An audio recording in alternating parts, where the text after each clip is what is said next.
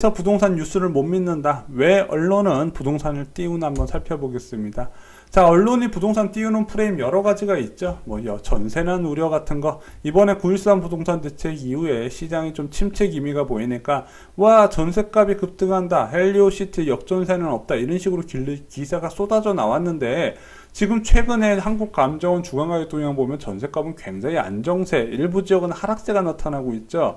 자, 고가 아파트 최고가 행진, 요것도 이번에 9.13 대책 이전에 집값 급등이 하나의 원인이 됐던 게 언론들의 부동산 펌프질이었어요. 그것 중 하나가 반포 지역 아파트 평당 1억 넘었다. 서울 불패시나 대단하다. 이런 식으로 언론 기사를 쏟아냈는데 사실상 봤더니 이게 있지도 않은 거래였다는 거죠. 세 번째, 똘똘한 한 채. 자, 8.1 부동산 대책 이후에 나왔던 이제 프레임인데 대부분 정부 규제가 무주택자, 1주택자는 안 건드린 규제다 보니까 나는 집을 똘똘한 한 채, 여러 채 사는 것보다 비싼 집 한 채를 갖고 있는 것으로 만족하겠다. 그래서 강남 지역, 서초구, 송파구 같은 지역들의 집값이 오를 것이다. 이런 기사가 나왔는데 실상 까봤더니 다른 지역, 그 강남 4구 지역보다는 오히려 서민들이 접근 가능한 도봉구나 노원구 같은 실수요자 아파트 거래량이 늘었더라. 자, 네 번째, 서울 주택 부족 심화. 그 이유 중 근거 중 하나가 서울의 재건축 이주가 많아서 주택이 부족하다는 얘기가 많았고, 자, 그동안에 서울의 아파트 1년에 7,000채 정도 부족하다. 이런 식으로 기사가 계속 나와요. 인정합니다. 2012년부터 2017년까지, 2018년 올해까지죠. 주택이 계속 부족했어요.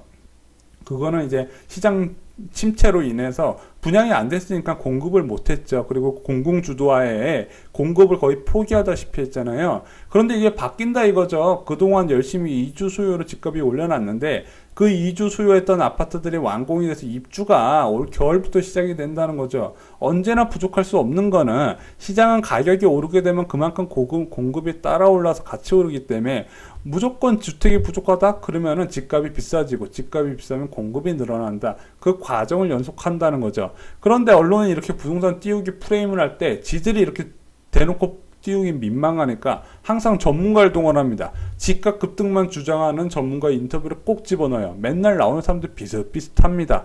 언론을 인터뷰를 얼마나 많이 하는지 모르겠지만 꼭 한두 줄만 넣어요. 그 중에서도 그 전문가가 내놓은 집값 자기네들이 원하는 목적에 맞는 기사 한두 줄만 넣습니다. 자, 이런 식 여러분들 많이 보셨죠? 자, 그런데 지금 대한민국 언론 사람들이 믿나요? 국민들이 믿어요? 전혀 안 믿죠. 자, 한국의 언론 신뢰도는 37개 조사 대상국 중에서 최하위다. 자, 어떤 응답이 나왔냐? 거의 항상 대부분 뉴스를 신뢰한다. 대한민국 응답자 25%밖에 안 돼요. 4명 중 3명은 언론 기사를 믿지 않더라. 자, 못 믿는 거죠. 자, 근본 원인 여러분들 잘 아실 것 같아요. 자, 하나의 증거를 찾아보죠. 자, 선대인 경제연구소장, 대표적인 보수신문사인 A 언론사 기자 출신, 이분 부동산 하시는 분들 중에서 이분 싫어하시는 분들 많죠. 자, IMF 이후에 신문사 성향이 급격히 친기업적으로 바뀌었다. 왜 그러냐? IMF 때 경영위기를 겪고 나니까 신문사 경영진들이 무조건 광고주는 왕이다. 이런 식으로 바뀌었다는 거예요. 자, 신문사들은 왜 위험해졌을까요? 자, 인터넷이 도입됐죠. 1999년에 인터넷이 도입되면서 사람들이 집에 있으면 심심할 틈이 없어요. 자, 예전에 심심해서 TV도 보고 잡지도 보고 신문도 보고 이런 인쇄 매체를 많이 접했는데 지금 인터넷만 들어가면 뉴스가 바로 소규화면에서 딱 떠요. 그러다 보니까 신문을 볼 필요가 없었어요. 그럼에도 불구하고 신문사가 운영이 바로 타격을 많이 받지는 않았는데 그 이유 중 하나가 인터넷이라는 거는 고정된 장소, 인터넷 선이 연결된 곳에서만 이용이 가능하잖아요. 만약에 지하철 같은 걸 타면은 심심해요. 그래서 지하철 같은 데서 신문을 많이 봤고요. 그런 지하철 수요를 이용해서 무가지 같은 것도 많이 도입이 됐었죠. 자, 그런데 또 결정차가 날라옵니다. 2010년에 스마트폰 시대가 되면서 정말로 이제 신문 따위는 필요하지 않은 세상이 됐어요. 왜냐? 내가 들고 있는 폰에 언제든지 원하는 뉴스 빠르게 볼 수 있고 게임도 할 수 있고 음악도 들을 수 있고 영화도 들을 수 있고 그 재미있는 유튜브에서도 빠져들 수 있더라. 그러다 보니까 신문 같은 인쇄 매체는 점점 보고 싶지가 않은 거예요. 젊은 사람들일수록. 자, 그럼 지금 신문 얼마나 보나 한번 저희가 볼게요. 자, 이게 한국 ABC 자료인데 자, 보면은 이제 조중동 해서 이제 일간지고 매일경제, 한국경제 이 1위부터 5위까지 보면은요. 자, 조선일보가 유료 부수가 125만 부수예요. 자, 동아일보 73만 부 정도 되고 중앙일보 72만 부, 매경 55만 부, 한국경제 35만 부 정도 돼요. 나머지 신문은 뭐 다 막, 예. 자, 보세요. 막 20만, 15만 이 정도밖에 안 되잖아요. 자, 지금 유튜버들 막 구독자 10만 명, 지금 100만 명 기본으로 찍고 가는 사람들 많거든요. 그런 사람들보다 더 영향이 없다는 거예요.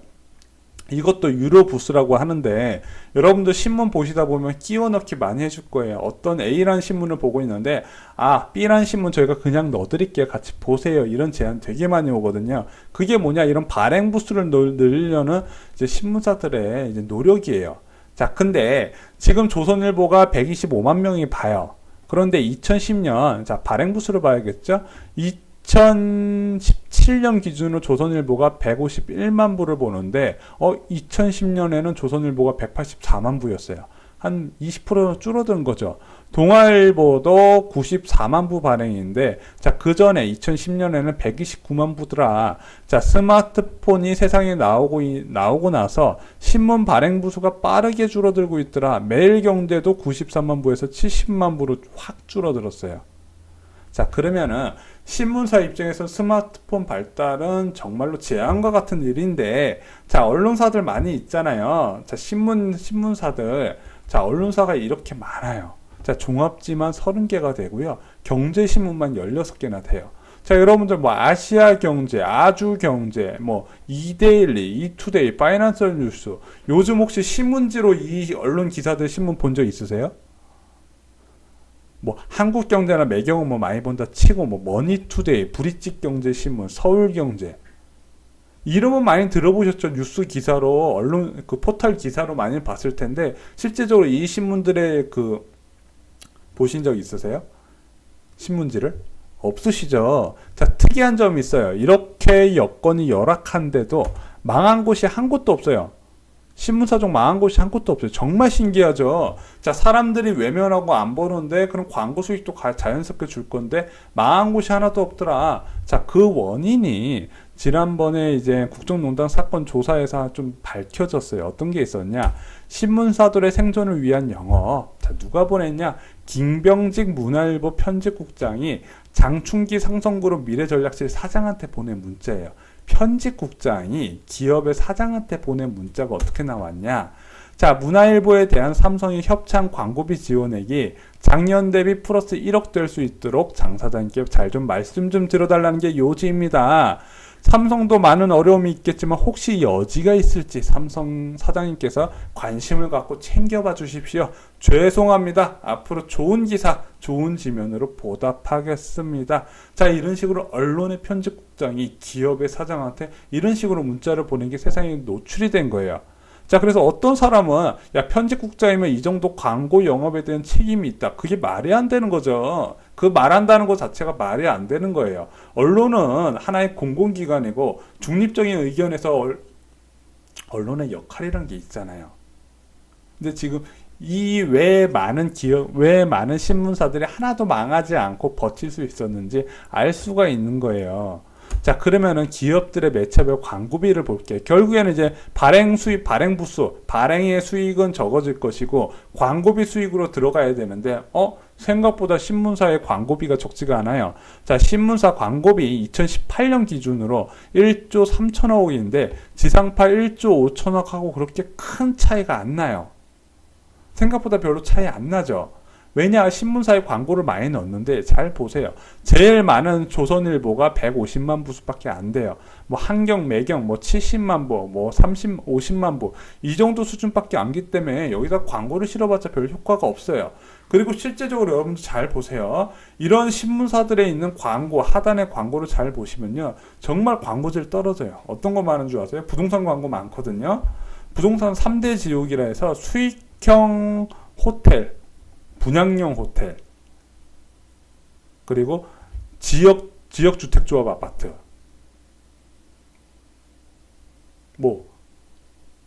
땅 사라는 거,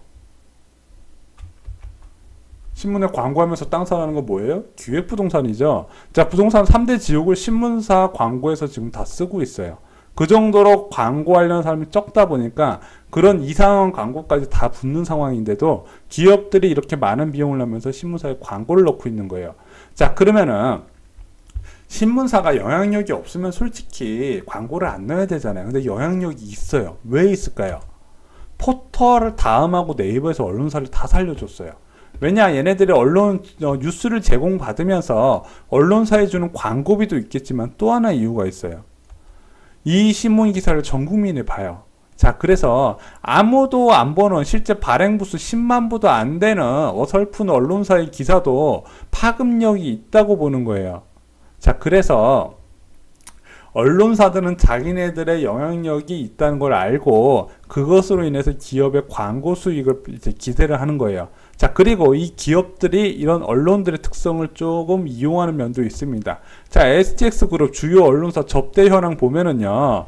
자, STX가 기업이 위기에 빠지니까 기자들한테 회당 65만원씩 접대를 하면서 유흥업소 출입이나 골프 접대를 했어요. 그러면서 STX 그룹을 지원하게끔 여론 조성을 했어요. 얼마를 썼냐? 매일경제한테 1,500만원 쓰고, 한국경제한테 1,000만원 쓰고, 연합뉴스한테 1,000만원 쓰고, 머니투데이 810만원, 서울경제 680만원, 조선일보 480만원, 중앙일보 420만원, 이런 식으로 썼어요.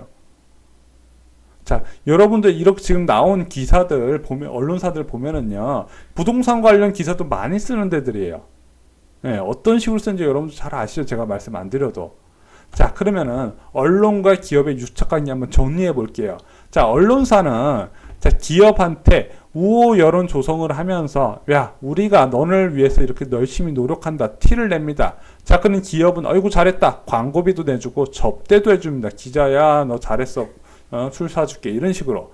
자, 그럼 여기에 정치인이 껴가지고 성장이란 이름으로 기업을 위한 정책을 마련해요. 자, 그럼 여론에 대한 평가가 좋잖아요. 언론사는 이 정치인에게 우호 여론을 조성합니다. 자, 기업들의 아픈 이빨을 빼주는 좋은 정치인, 이런 식으로. 자, 그래서 이렇게 해서 기업과 언론과 정치인의 카르텔에 묶이는 거예요. 자, 지금 혼인관계로 다 묶여 있잖아요. 자, 그래서 보면은 기업과 언론사, 정치인, 이 셋 중에서 가장 큰 승자는 지금 제가 볼 때는 기업이에요. 기업들이 갖고 있어요. 자, 그러면은 자, 이제 다시 얘기를 본론으로 들어와서 왜 언론들은 부동산을 띄우려고 하냐, 그 이유를 보시면 돼요. 자, 대기업들 집단을 보면요, 대부분 건설사들을 갖고 있어요. 건설사들이 대기업을 갖고 있다. 뭐 여러 가지 이유가 있겠지만 제가 한간에 듣기로는 뭐 비자금을 마련하는 게 좋다, 뭐 이런 얘기도 있더라고요. 비확인 사실입니다. 공식적인 건 아니에요. 자, 삼성전자 세계 1위 삼성전자, 삼성물산의 건설부문 레미안이 있죠. 현대자동차, 앵코, 지금 현대엔지니어링, 힐스테이트랑 합병을 했습니다. SK건설 있죠. 롯데캐슬, 포스코, 더샵, GS, 자이, 하나, 꿈의 그린, 현대중공업 어차피 현대건설의 모체입니다. 아이파크, 신세계. 원래는 여기는 이제 사업용 건물만 짓고 지금 스타필드 같은 거 자기네들 자체 건설만 뛰어들었는데 곧 주택 사업에 뛰어들 겁니다. 자, KT는 안 하고 두산, 한진, 부영, 말할 것도 없고 대리, 유명하죠. 다 건설사에 다 들어가 있더라. 자, 그래서 특수 목적으로 있는 이제 일반 업종, 문어발식이 아니라 현대중공업이나 미래에셋처럼 특정 분야에 있는 대기업들 말고는 대부분 건설사 다 갖고 있어요. 그런데 이 기업에서 이 건설 산업에 목을 맬 수밖에 없는 이유가 있어요. 언론사들한테 돈을 많이 주면서까지 우호 여론을 조성할 수밖에 없는 이유가 있어요. 자, 왜냐? 건설사가 잠깐 삐끗하면요, 기업 전체에 이제 생존의 위기가 걸려요. 자, 2013년일 겁니다. 두산의 계열사 두산건설이 실적이 급격하게 안 좋아졌어요. 정확하게 실적이 안 좋다보다는 현금 흐름이 최악을 달렸습니다. 자, 그러면서 두산 자체가, 그룹 자체가 위기설에 빠졌어요. 자, 이 두산건설은 왜 현금이 부족해졌냐? 일산 위브 제네시스라고 자 일산 탄현동에 주상복합을 만들었는데 이게 2700세대예요. 굉장히 대규모로 만들었죠. 요것을 전부 다 30평대 후반의 대형 평수로 뽑았어요. 일부 중형 평수 모두 뽑았지만 30평대 후반 거의 40평대, 50평대 뭐 이런 대형 평수만 뽑으니까 안 그래도 외진 지역에 이제 부동산 경기가 꼬꾸라진 시점 게다가 초대형 평수로 하다 보니까 이게 가격 할인을 해도 팔리지가 않아요. 왜냐 이런 대형 평수는 월세가 비싸니까. 근데 탄현동이 뭐 동네가 좋은 동네가 아니냐 뭐 그렇게 뭐 사람들이 소득 수준이 높은 동네가 아니잖아요. 이런 지역에 외딴 지역에 뭐 50평, 40평짜리 대형 주상복합이 필요가 없는 거죠. 그러면 분양이 안 되다 보니까 이것이 두산건설의 직접적인 타격이 된 거예요. 그러면서 두산그룹이 전체적으로 위기를 겪고 뼈를 깎는 구조조정을 하게 됩니다. 자, 그래서 부동산 경기라는 게 건설사, 기업 입장에서는 절대적으로 중요한 거예요. 자, 부동산 투자 심리가 건설사에게 좋은 이유, 좋은 막 활기찬 투자 심리를 이제 국민들이 갖고 있으면 건설사한테 당연히 좋겠죠. 신규 분양 증가도 될 것이고 미분양이 없이 완판도 잘 될 거예요. 자, 그러면은 뭐 건설사 입장에서 왔다죠. 자, 두 번째, 신규 택지 지정이 증가합니다. 자, 지금 보면은 문재인 정부의 이제 주거복지 로드맵 100만 호 공급이나 30만 호 신규 택지 지정에 대해서 솔직히 언론들이 별로 부정적인 기사가 없어요. 왜냐? 건설사의 밥벌이가 되니까 별로 이거에 대해서 태클을 안 걸어요.